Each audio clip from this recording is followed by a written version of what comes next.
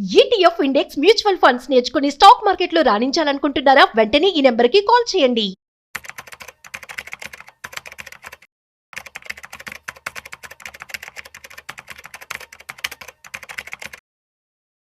చాలా మంది మ్యూచువల్ ఫండ్స్లో ఇన్వెస్ట్మెంట్ చేసినప్పుడు వాళ్ళ పోర్ట్ఫోలియోలో చాలా ఫండ్స్లో ఇన్వెస్ట్మెంట్ చేస్తూ ఉంటారు.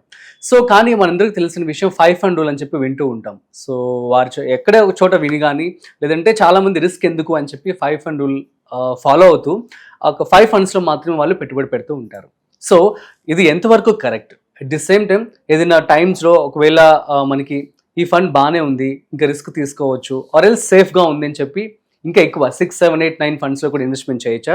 అసలు ఈ 5 ఫండ్ రూల్ అనేది ఎలా వర్కౌట్ అవుతూ ఉంటుంది? ఈ విషయాలు మనతో చెప్పడానికి ఇవాళ మనతో డాక్టర్ అనిల్ కుమార్ బచ్చు గారు ఉన్నారు. He is senior financial expert. So తన మాటల్లో అడిగి తెలుసుకుందాం. సో హాయ్, హలో, నమస్తే, welcome to business buzz with Rajeev on Suman TV. So let's shoot. So hi sir, నమస్తే. నమస్తే అండి సార్, ఎలా ఉన్నారు? Yeah, fine sir. క్వశ్చన్ చూస్తున్నట్లయితే చాలా మంది కూడాను వాళ్ళ పోర్ట్ఫోలియో చూస్తున్నట్లయితే చాలా ఫండ్స్లో ఇన్వెస్ట్మెంట్ చేస్తూ ఉంటారు. ఇది ఎంతవరకు correct? At the same time 5 fund rule అని చెప్పి వింటూ ఉంటాం. సో 5 ఫండ్ రూల్ అనేది ఎలా వర్కౌట్ అవుతూ ఉంటుంది? లేదు అదర్ కేసెస్లో ఏమన్నా ఎక్కువ ఇన్వెస్ట్మెంట్ చేసుకోవచ్చా అంటే ఏమని చెప్తారు? సో ఫస్ట్ థింగ్ ఏంటంటే 5 ఫండ్ రూల్ అనేది ఒక ఏంటంటే common sense approach.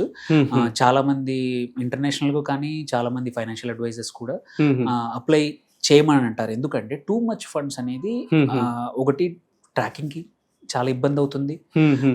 Second, overlap కూడా అవుతుంది చాలా. అంటే సేమ్ ఇప్పుడు ఎగ్జాంపుల్ తీసుకుంటే 10 రకాల ఫండ్లు పెట్టినా కానీ అండర్లయింగ్ ఫండ్ వెళ్ళి ఆ మ్యూచువల్ ఫండ్ మేనేజర్ వెళ్ళి సేమ్ ఇప్పుడు లార్జ్ క్యాప్స్ ఉన్నాయి, 10 రకాల లార్జ్ క్యాప్లో నువ్వు ఇన్వెస్ట్ చేసావు అనుకో, 3 డిఫరెంట్ స్కీమ్లో పెట్టావు అనుకోండి, అండర్లయింగ్ మాత్రం కామన్ స్టాకే అవుతుంది. అక్కడ మీకు హెచ్డిఎఫ్సి ఉంటుంది, అక్కడ ఐసిఐసిఐ బ్యాంక్ ఉంటుంది, అక్కడ ఇన్ఫోసిస్, అక్కడ టీసీఎస్. మీరు ఓవర్లాప్ చూసుకుంటే చాలా ఎక్కువ ఓవర్లాప్ అవుతుంది. సో దానివల్ల ఏమవుతుందంటే మార్కెట్ పడినప్పుడు కాన్సన్ట్రేషన్ పెరిగిపోతుంది పోర్ట్ఫోలియోలో. So and that is one. Second వచ్చేసి ఎప్పుడైనా సరే too many cooks spoil the kitchen అన్నట్టు, ఫుడ్ అన్నట్టు సేమ్ ఇక్కడ అంతే.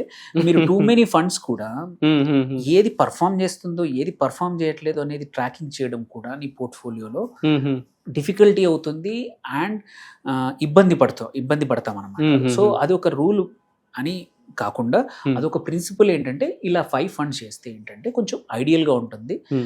If you have to get a return, మంచి 5లో డీసెంట్ మీకు అనుకున్న రిటర్న్స్ వస్తాయి. You don't need too many things. అది వన్.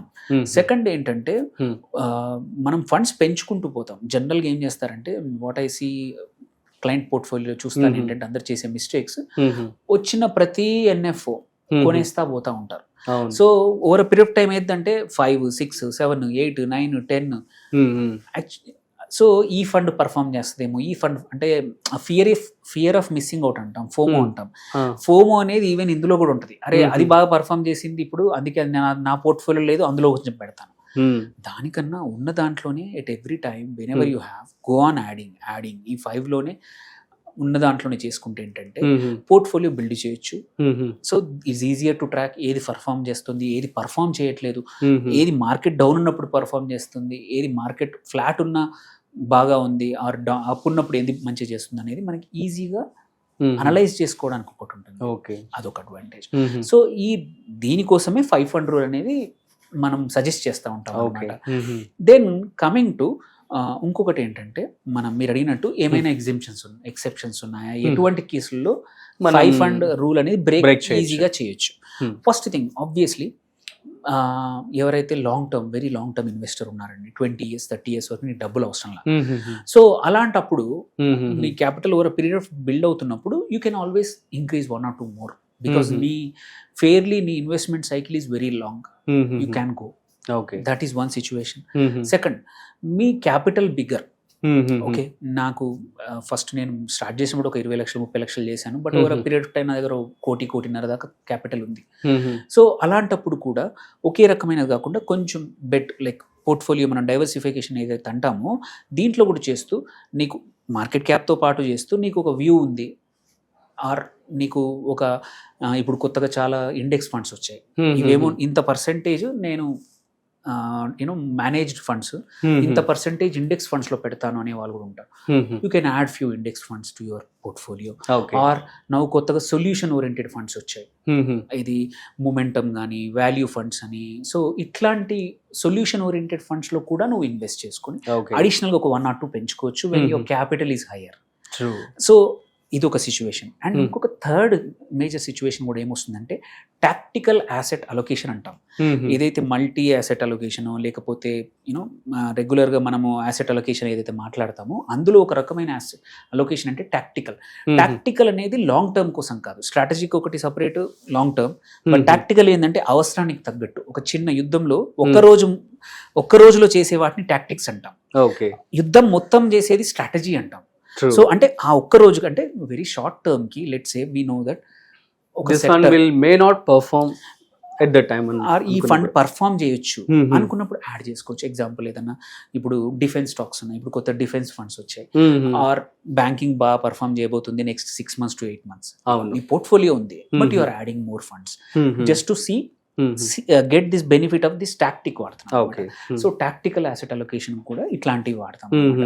సో దీనివల్ల సో ఈ 5 fund రూల్ కూడా though it's not a rule but it's a principle, avoid having more. దానివల్ల ఏమవుతుందంటే మనకి ఈజీగా ట్రాక్ చేసుకోవచ్చు, అనలైజ్ చేసుకోవచ్చు, ఏవి చేస్తున్నాయి. నచ్చకపోతే మనము ఫండ్స్ మార్చొచ్చు, అలొకేషన్ మార్చొచ్చు. దీనివల్ల అవాయిడ్ చేస్తాము ఏ స్టాక్స్ బాగా ఉంది. కొన్నిసార్లు ఏంటంటే మనకు తెలుసు ఈ అన్ని మ్యూచువల్ ఫండ్ కంపెనీలు ఒక కంపెనీకి ఒక స్టాక్కి ఎక్స్పోజర్ ఎక్కువ ఉంది బట్ ఆ stock is not doing good, you can avoid. అది ఎప్పుడు తెలుస్తుంది ఏంటంటే నువ్వు ప్రాపర్గా ఇలా టూ మెనీ చేస్తే కష్టం, కొన్ని ఫండ్స్ ఉంటే ఈజీగా రీసెర్చ్ చేయొచ్చు. అదే నీ దగ్గర 10 funds ఉన్నాయంటే నీ ఒక్కొక్క ఫండ్ తీసుకెళ్ళి మనకు రీసెర్చ్ చేయాలంటే టైం పడుతుంది. సో అందుకోసమే అప్పుడప్పుడు ఇలాంటి బ్రేక్ చేయొచ్చు, బట్ ఐడియల్గా మాత్రం 4-5 funds ఒకరి పోర్ట్ఫోలియోలో ఉంటే సరిపోతుంది. Okay, super sir, thank you so much. So guys అర్థమైంది కదా, సో 5 fund రూల్ అనేది బెస్ట్ ఆప్షన్ అని చెప్పడం జరుగుతుంది అనిల్ కుమార్ గారు. అట్ ది సేమ్ టైం మీరు కనుక ఈ పర్టికులర్ ఫండ్ అనేది ఫ్యూచర్లో ఖచ్చితంగా వర్కౌట్ అవుతుంది, పెరుగుతుంది అని చెప్పి అనుకున్నప్పుడు మాత్రం సో కైండ్ ఆఫ్ డిఫెన్స్ ఇప్పుడు రీసెంట్గా మనం చూసినట్టయితే ప్రజెంట్ బాగా ట్రెండ్లో ఉంది. At the same time India నుంచి కూడా ఎక్స్పోర్ట్ చేయడం జరుగుతుంది, ఇదివరకు మనం ఇంపోర్ట్ చేసుకునే వాళ్ళం. సో ఇటువంటి వాటిలో మేబీ మీరు ఇన్వెస్ట్ చేస్తే బాగుంటుంది అంటే చెప్తున్నారు. లేదు అనుకుంటే 5 fund rule is the best అని కూడా తను చెప్పడం జరిగింది. సో మీకు కనుక ఏమైనా డౌట్స్ ఉన్నట్లయితే ప్లీజ్ కామెంట్ చేయండి, మేము మీకు రిప్లై ఇస్తాము. సో మరొక ఇంట్రెస్టింగ్ కాంటెంట్తో మళ్ళీ కలుద్దాం. అంతవరకు చూస్తూనే ఉండండి సుమన్ టీవీ.